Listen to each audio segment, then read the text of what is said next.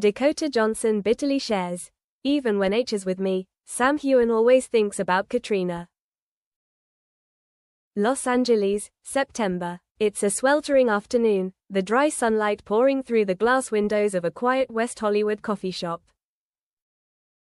Dakota Johnson walks in, no bodyguards, no crew, no red lipstick, just her hair tied back and her eyes tired, sitting at a table as if she's been sitting there for months.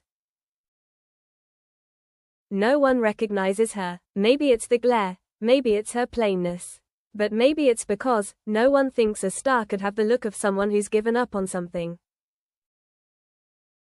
I wasn't going to say it. But if I didn't, I'd be stuck in a relationship where I was just a shadow. We don't need to ask who that person is. The name has been on the tip of a million rumors for the past 2 years. Sam Heughan. Dakota says the name as if it's been burning on her tongue for a long time, waiting to fall. I'm not her, and he's never forgotten. Dakota pulls out a cigarette, though she doesn't smoke. She just holds it as if she's holding on to something to keep it from falling apart. We didn't start out in love. We started out empty. We both came out of big roles with a strange emptiness that audiences didn't see. Sam once said to me, "The price of having the whole world love you is that no one loves you the way you do." I understand. They met at an arts fundraiser in Paris, no paparazzi, no media. Sam Heughan just finished filming the 7th season of Outlander. Dakota, on a break between 2 independent films, I didn't know much about Outlander. I knew it was a historical romance. I knew her name, Caitriona Balfe. But I'd never seen an episode. She smiled faintly, the smile of someone who knows the truth, too late. When you love someone, you don't think they still love someone else. Even in silence, the shadow that cannot be erased, Dakota says that everything was perfect at first. Sam was a thoughtful, calm man, kind to every detail. But the longer she was with him, the more she felt like she was living in an unwritten script. He talked a lot about the crew. But every time he mentioned Caitriona, his eyes lit up. Not the kind of secret love, but the kind of love that was once very deep, and never stopped. Dakota once asked him directly, "Do you still love her?" And Sam just stayed silent, looking out the window. That silence, more painful than the confession. I don't blame Caitriona. She had a husband, a child, and I believe she was a good woman. But love, unrequited, can kill. The nights without me. Dakota recalled a night in Scotland, where Sam took her to his hometown. They stayed in a small old house, near the shores of Loch Ness. It was a cold night. He'd had a couple of whiskies. I saw him looking into the fireplace like he'd been through a war. I walked up to him, hugged him from behind, and he said, "She sat here.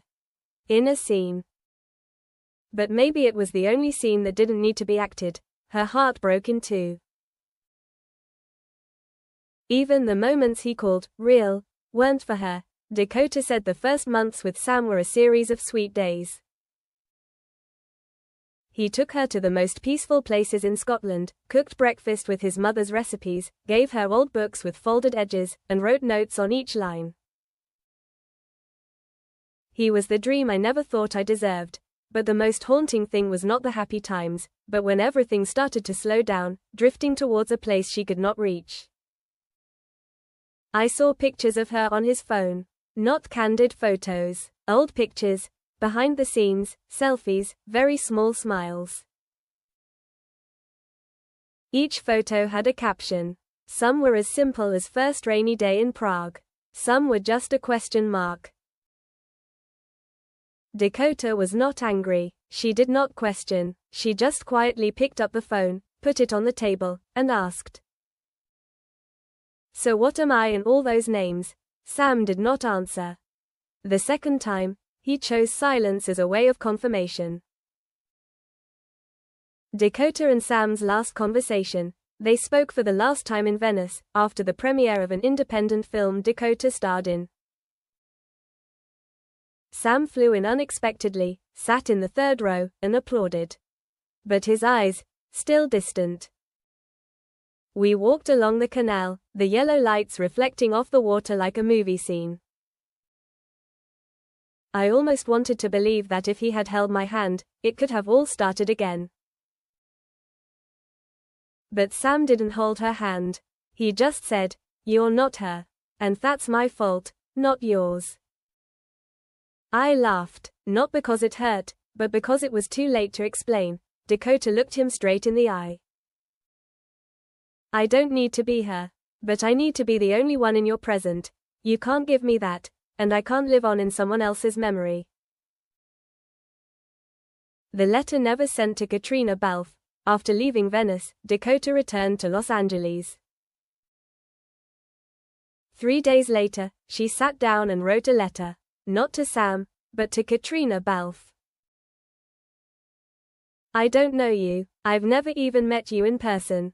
But your name stands between me and a man, like an insurmountable mountain. You didn't do anything, you didn't try, but there are women whose mere existence is enough to keep others from ever being fully loved. I don't blame you, I just feel sorry for myself, for being with someone whose heart has no room."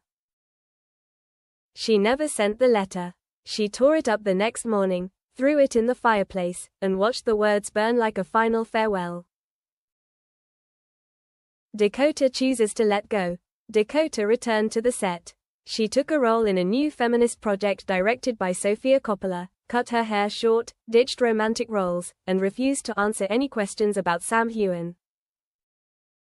"I'm not angry anymore. I'm not hurt anymore. I just don't want to remember anymore."